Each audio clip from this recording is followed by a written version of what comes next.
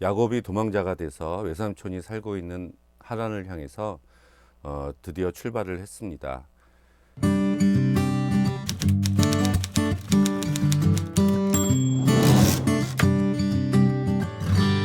이삭이 거주했었던 곳은 부엘세바인데요. 부엘세바에서 하란까지의 거리는 약 한 837km 정도 되는 거리라고 합니다. 아브라함이 떠나온 길을 이 야곱은 거꾸로 걷고 있는 여정이지요. 갈대아 우루 그리고 하란을 떠나서 이 가나안 땅으로 왔는데 야곱은 그 자기 할아버지 그 아브라함의 그 여정을 거꾸로 걷고 있는 그런 셈이 됐습니다. 한 3일 정도 지나서 루스라고 하는 지방에 도착을 하게 됩니다.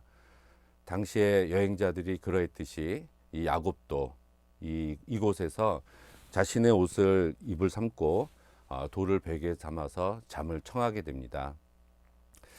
들판에서 홀로 밤을 지새우는 것은 추위나 맹수 혹은 강도가 나타날지도 모르는 아주 위험한 일이었습니다.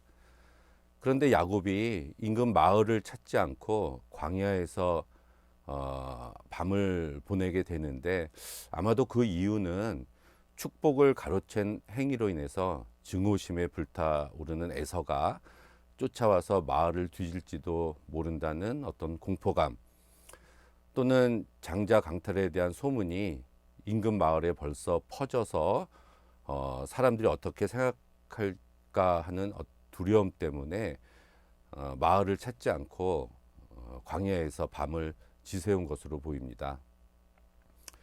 거칠고 차디찬 땅바닥에 돌 하나를 베개 삼아서 잠이 든 야곱입니다. 지금까지는 부유한 집안에서 장막 안에서만 거하면서 부족함 없이 자란 야곱이 처음 겪게 되는 고생인 것입니다. 장자권을 탐내서 아버지를 속이고 축복을 받아냈지만 정작 자기 손에 남은 것 또 물려받은 유산은 하나도 없이 쫓기듯 집을 떠나서 들판의 방랑자가 되어버린 야곱입니다. 어두움이 깔리는 시각, 광야에서 비참한 심경으로 돌베개를 베고 누운 야곱, 아마도 죄의식과 회환, 미래에 대한 막막함, 불안감이 야곱에게 몰려왔을 것입니다. 외삼촌 라반이 아직도 하란에 살고 있는지 지금까지의 그런 어떤 축복을 강탈한 것에 대해서 이야기를 했을 때 그 이야기를 들은 라반이 자기의 딸을 아내로 내어줄지 여러 가지 걱정이 끊임없이 밀려오는 고통스러운 잠자리였을 것입니다. 이때 인생에서 이렇게 처음 겪는 고통의 시간 속에서 야곱은 특별한 체험을 하게 됩니다. 바로 꿈을 꾸게 되는데요. 이 꿈은 특별히 구약시대에 하나님께서 당신의 뜻을 계시하시는 한 수단으로 사용하셨습니다. 꿈의 내용은 아주 거대한 사닥다리가 이 외롭고 처량한 신세로 전락해 두려움과 무기력함에 잠겨있던 야곱이 누웠던 바로 그 자리에 이 거대한 사다리가 찾아와서 우뚝 서 있는 것입니다. 그래서 우리가 흔히 야곱의 사닥다리 이렇게 이야기를 하는데요. 정확한 표현은 야곱이 본 사닥다리, 이게 이제 맞는 표현인 것 같습니다. 그런데 이 사닥다리는 위에서 아래로 내려온 게 아니라 땅에서부터 출발해서 하늘에 닿아 있다, 이렇게 성서는 묘사를 하고 있습니다. 그리고 하나님의 사자들이 오르락 내리락 하고 있는데 아마도 야곱의 이런 비참한 상태와 간절한 소망을 땅에서부터 하늘로 실어 오르고 그리고 하나님의 위로와 약속을 야곱에게 전하기 위해서 하나님의 사자들이 사닥다리를 타고 내려오고 있는 그런 모습입니다. 이때 하나님은 축복의 말씀을 하십니다. 그 내용을 보면 한 3가지 정도로 요약이 되는데요. 먼저 많은 후손을 주시겠다. 그리고 두 번째는 야곱의 후손들을 통해서 다른 족족들도 많은 복을 받는 혜택을 입게 될 것이다. 그리고 세 번째로 언제나 하나님이 함께 동행하시겠고 야곱을 결국에는 돌아오게 해주시겠다. 이런 약속과 위로의 말씀이었습니다. 이 중에서도 특히 세 번째 너를 떠나지 아니하리라는 이 동행과 보호의 말씀은 불안에 떨며 도망자 신세였던 이 야곱에게 가장 절실한 하나님의 약속이었습니다. 야곱은 하나님이 나를 온전히 다 알면서 나를 벌하시고 책망하시기보다 오히려 돌보아주고 위로해 주시려고 애쓰시는 분이라는 것을 아마 이 꿈의 내용을 통해서 야곱은 발견했을 것입니다. 그래서 꿈에서 깬 야곱은 탄성을 지르게 됩니다. 여호와께서 과연 여기에 계시거늘 내가 알지 못하였도다. 이렇게 하나님의 임재에 대해서 야곱은 아주 큰 경험을 하게 된 것입니다. 그리고 이제 자신이 누웠던 장소인 이 루스라는 곳에 새로운 이름을 붙여주게 됐는데 바로 이 베델. 이 베델은 베이트와 엘은 하나님이고 베이트는 집이라서 이제 하나님의 집이 됩니다. 베델.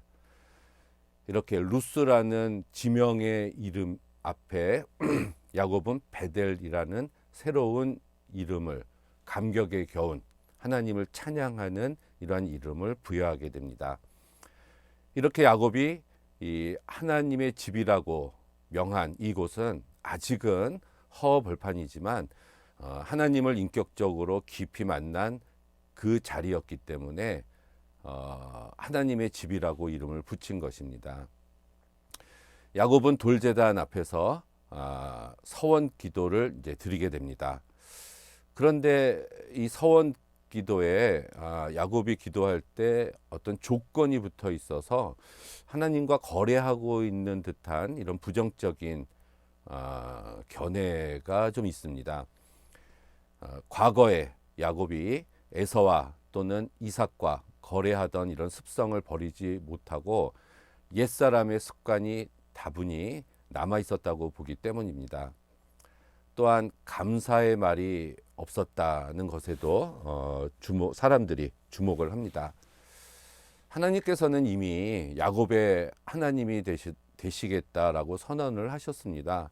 아브라함의 하나님이요 이삭의 하나님인데 이제 너 야곱의 하나님이 돼주겠다라고 말씀을 하셨기 때문에 이러한 하나님께서는 야곱의 허물과 관계없이 무조건적으로 보호해 주시고 살펴주실 것이라고 약속을 했기 때문에 그렇다면 야곱은 이런 하나님의 무조건적인 사랑에 응답해서 하나님만 믿고 섬기면 됩니다.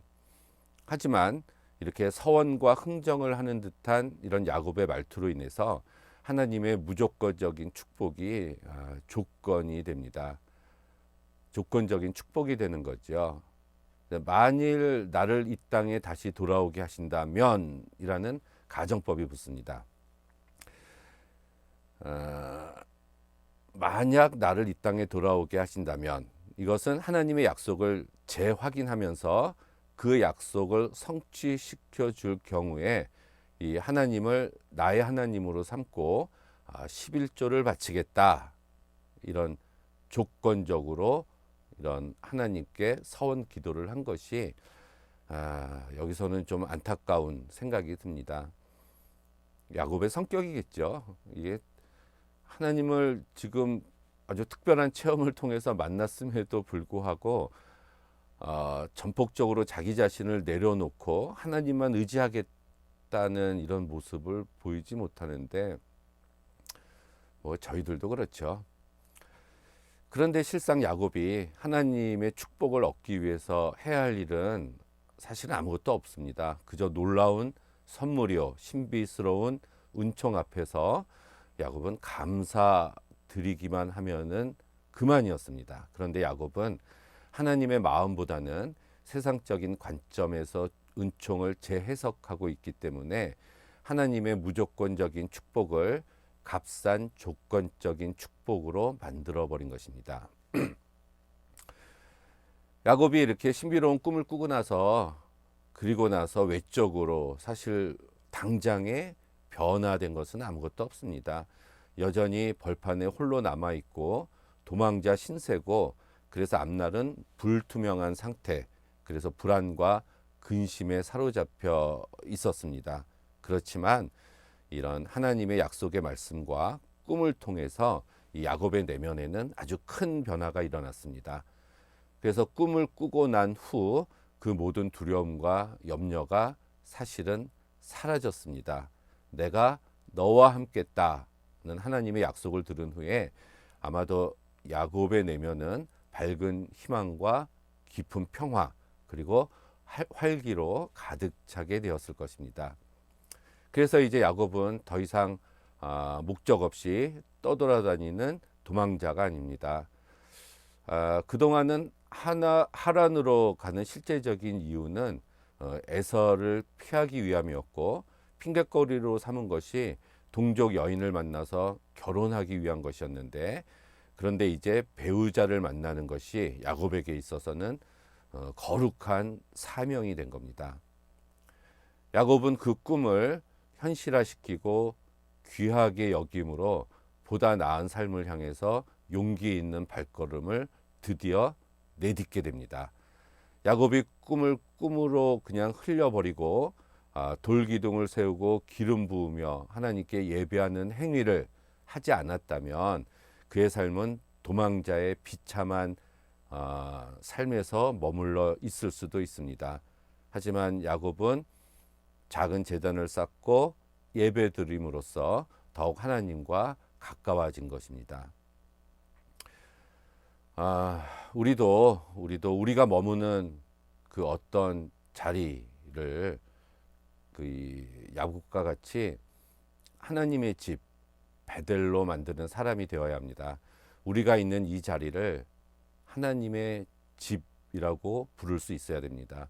하나님은 언제나 우리와 함께 하시는 임마누엘의 하나님이시기 때문에 우리가 머무는 자리가 모두 베델이 될 수 있는 것입니다.